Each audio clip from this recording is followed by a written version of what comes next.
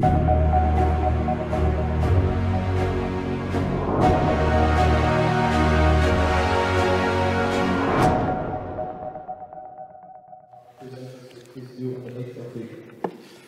you, Ivan, and Alex, many thanks for that fine talk. I just want to reiterate at the beginning how important it is for you young people to familiarize yourselves with these classic works. Alex mentioned Friedrich von Hayek. He had the privilege to meet him in person. His work, The Road to Serfdom, is has been translated in Croatian, Put u robstvo, and I would highly recommend it, as well as Pope John Paul II's encyclical Centesimus Annus, which was published in 1991 and was a very, very powerful reflection from inside the church on the importance of a free economy, private property, things that the church has defended for centuries, but need to be reinterpreted again in today's circumstances. And I think this was a very timely encyclical shortly after the collapse of communism. So because we're in Croatia, I wanted to highlight a few things and direct my remarks to this audience, because I think it's important to remind ourselves about the legacy of communism and about the fact that freedom is very fragile. As I mentioned earlier, many of your parents and grandparents did not live in a free country, did not enjoy basic freedoms, were deprived of many human goods that properly belong to us according to God's plan. It was really an anti-human experiment that left a tremendous damage. And so we shouldn't take this lightly. Communism was based on a lie, and the people enforced the Communist Party throughout the world, including here, reinforced these lies on a daily basis and pushed people to make compromises with their conscience on a daily basis. And this is very corrupting to the moral character of every human person. There were, of course, people who resisted heroically and spoke out against this inhuman system and paid a dear price for that, and we should not forget that. Many of them will remain anonymous and not known to us, but they are great witnesses to the power of the human spirit. As Alex said, you can still be free and behind prison gates if you have this proper understanding of what human existence is for. So many people perhaps who are out in the world pursuing their interests are slaves to either addiction or to the wrong idea of what human life is meant for. So that's an interesting, I'm reminded of this when I visit cloistered convents here in Croatia. I see, for example, cloistered nuns, the Carmelites. They have a convent near Zagreb, just in the suburbs, and they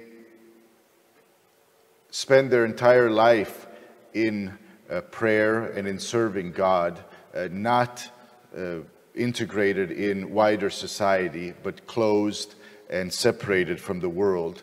And what strikes me is how happy these cloistered nuns are. They have magnetic smiles on their faces, and this is a witness to this deep truth.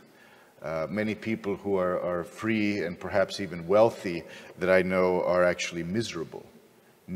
So, starting with Greek philosophy, a lot of effort was made to really explain what the good life is, what it's meant for. Aristotle would say virtue. That's what human beings are designed for, to strive for virtue, which takes a lot of effort. It's not easy. Now, Christianity builds on this. The church has taken a lot of pagan wisdom in particular from Greek philosophy, and develop this into a new synthesis, which includes really a higher call to holiness. So it's not enough just to live a virtuous life and try to be happy. We are called to something higher, holiness, which we see the rewards only after this life. So these are things that we obviously have to take into account. Economic prosperity is important, but in the end, it's not enough to make people happy. We're reminded of this frequently. So a lot of these things that the world offers us as the path to happiness, whether it's power or pleasure or fortune or fame, they usually end up in a dead end. And we see this particularly in Hollywood, I would say, where all the things that the world can offer are in abundance. This is where maybe this temptation to take the wrong path is strongest. And we see lots of famous people, wealthy people who are miserable, who have dysfunctional families, who end up in drug addiction. I tell my students, maybe the biggest king of all, Michael Jackson, died before he reached the age of 50.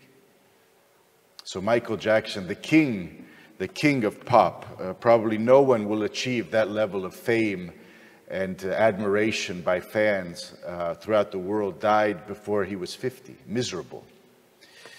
So what do we teach here? What is the purpose of this? Well, we want to reinforce certain basic truths.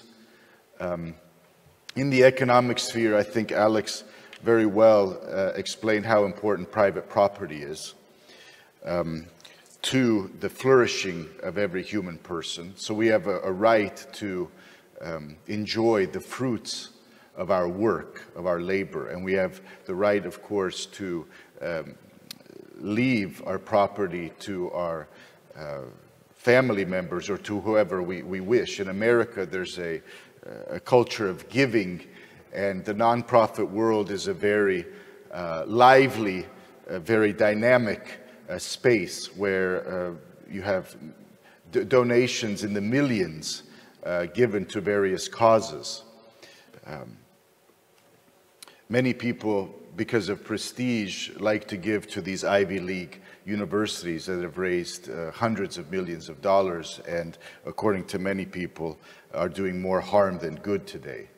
That's what the universities have become, almost a corrupt enterprise, charging huge tuition so that these professors, left-wing professors, many of them radical, can indoctrinate students. So that's what's happening as well in America and elsewhere.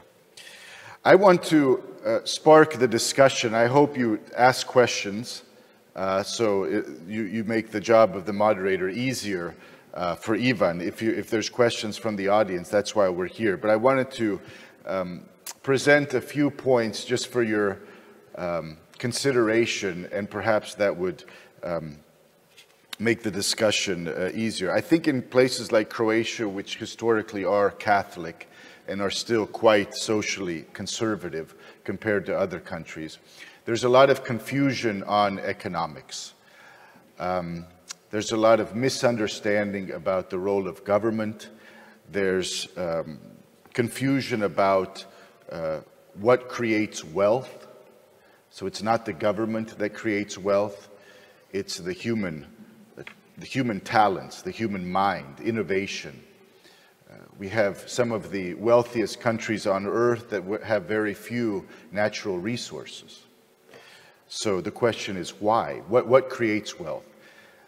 Well, the answer is the human person, but also a free economy which can function under the rule of law. And that's something in many ways that Croatia has not been able to achieve. When I was serving under Prime Minister Orešković in 2016 as an advisor, we were traveling around Europe, going to different events with investors. And he kept hearing the phrase, you know, Prime Minister, ABC, do you know what ABC stands for? And at first he was struck. He had not heard what this means, and they said, they were telling him, anything but Croatia. Anything but Croatia. That needs to be repeated. Financial people, top investors throughout Europe and elsewhere were telling him anything but Croatia. And at the same time, we have this beautiful country.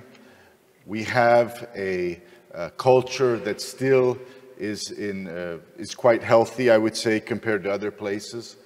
The family is still something revered in Croatia. So many of us have the fortune of growing up in a two-parent family with a mother and father.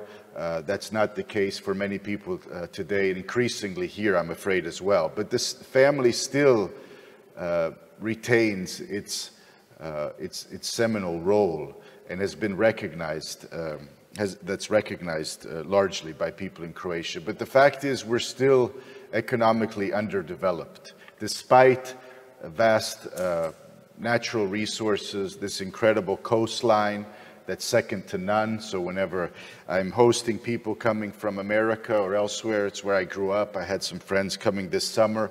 They're stunned by the natural beauty of Croatia. But the fact is that many people are still leaving this wonderful country and searching for opportunities elsewhere. The jobs are outside of Croatia. And so why is that? And I think I will just mention for your consideration a few myths that exist in Croatia about the free economy, about the free market. We really don't have anything resembling a really free economy here. It's a very highly regulated crony system that we have in Croatia, where the politicians interfere on a daily basis in the marketplace, and they don't want to relinquish this power. So the politicians want to keep it this way, that they decide who will be the winners and losers in the marketplace. And every entrepreneur can tell you that. It's difficult to grow a business separate from political power brokers. You know, many of my parents ended up settling in the United States, but Croatians who emigrated outside and left the country to go abroad, they went to countries that were economically free. You know, they went to places with opportunity where you didn't need to know politicians personally to have a thriving business. Places like Australia, Canada, the United States, Germany, and elsewhere. And they've done very well. So the question is, why have Croatians succeeded throughout the world? Many of them left Croatia uneducated. They had no education, not even a primary education. And they settled in these countries and did very well.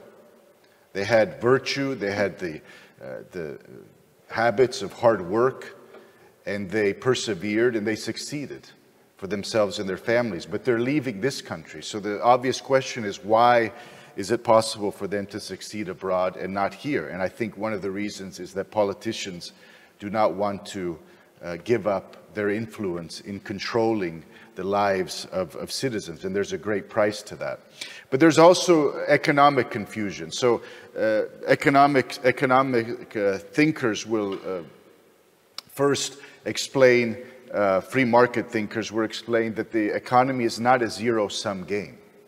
It's not a zero-sum game. So the wealthy people who have succeeded, let's say, if they played by the rules and achieved success in business and are not corrupt, let's just assume that, they're not taking necessarily from someone else. So the poor are not poor because someone else has succeeded. And Croatians like to blame other people for their plight. You know, it's everyone else's fault. But meanwhile, they do very little to change their own circumstances. So this has a lot to do with personal responsibility and recognizing that we're responsible in the end for our own lives. There's obviously a role that luck plays in every society. But what we're trying to instill is this, you know, central truth that there is a role for every single person, We have to take responsibility, and that allowing for people to start businesses and functioning under the rule of law, which is still an obstacle here, I'm afraid. When we were hearing ABC, anything but Croatia, one of the main complaints was the state of Croatia's judiciary. Investors do not have confidence in the Croatian judiciary, and I can't help but believe that part of the reason for this is that we have not confronted the legacy of communism and all its effects properly. So we know how the courts function. And there's a lot of corruption, but also human laziness, irresponsible judges, but also many of the people I talk to, companies, have felt badly treated in the courts. And so this is something that the politicians have to resolve. So the rule of law is essential for government to to manage and to nominate good judges, but also to have an objective, efficient system. But instead of putting the judiciary right, our politicians spend more time trying to run public companies, and that's where they're employing their cronies and so on. And so this is the way, unfortunately, HDZ, that's their model of governing. It's been from the beginning, and that's how they gain votes, simply by making people dependent on this money for their livelihood. And many of these people who have objected to this have already left Croatia. So it's not an easy political landscape. A lot of the people who would be naturally attracted to our party to vote have already left Croatia. They're living abroad, helping these other nations. And so these ideas matter, like I said, and there's myths that, for example, that the economy is a zero-sum game. It's not. A free economy creates incredible wealth and is really the engine for people to leave poverty. That's the truth. So governments create poverty through the mismanagement of resources. Free markets create wealth. And if you look around the world to countries like India and China, only by allowing investment and protecting private property have these countries been able to rise, and hundreds of millions of people are no longer living in poverty. That's the truth. And I think that needs to be restated, especially in Catholic countries where many clergy, but also bishops, still have the wrong assumptions on questions of economics. So this is another thing that Acton is doing, helping to educate bishops, which is very important, very important. They should perhaps organize a seminar here in Croatia. I would be happy to help. I don't know if the bishops would be eager to listen, but this is important. The economy matters, and what the church says matters. And so we have to address this question of confusion. Now next is something that Centesimus Annus addresses, and I'll finish here and allow for questions so we have time, is the nature of profit. It's almost a bad word in Croatia. Profit is according to John Paul II in Centesimus Annus, he correctly says that it's an indicator, profit is an indicator of the well-being or well-functioning of the firm. Economically speaking, it is much more. It is an indicator of a fulfilled social responsibility of the company and of a specific business, the creation of economic value. Profit indicates that economic value has been created. Now, going back to Croatia's circumstances, let's assume that the company is not corrupt, is not a crony company, just taking contracts from the state, but is actually on the market achieving success, like many of our IT companies, for example, that are being now purchased by huge funds from abroad because they're so competitive and successful. What makes these businesses work? Why are they so successful? They reward ingenuity, they reward innovation, hard work, making the right management decisions. This is the way the market properly works. In state-run companies, in public companies, that's not the reality. That's not the reality. We see this with INA, our oil company. It's, technically speaking, a private company with the majority stake owned by MOL, the Hungarian partner, but it's actually still largely owned by and run by the Croatian government. And so it's not a coincidence that we have these scandals in companies like INA. In the private sector, this happens extremely rarely, that money just disappears. 1 billion kuna simply disappears and ends up on the bank account of a retired person in Šibenik. That's not happening on a regular basis in private companies, where the owner, I can assure you, knows where every kuna should be. But in INA, we have a complete mess. We have a complete mess. And no accountability. So the Prime Minister has asked for the Croatian members of the board to resign, and they have yet to do so. They have not resigned because they want their severance packages paid out, their compensation. And they've completely failed at managing this huge company.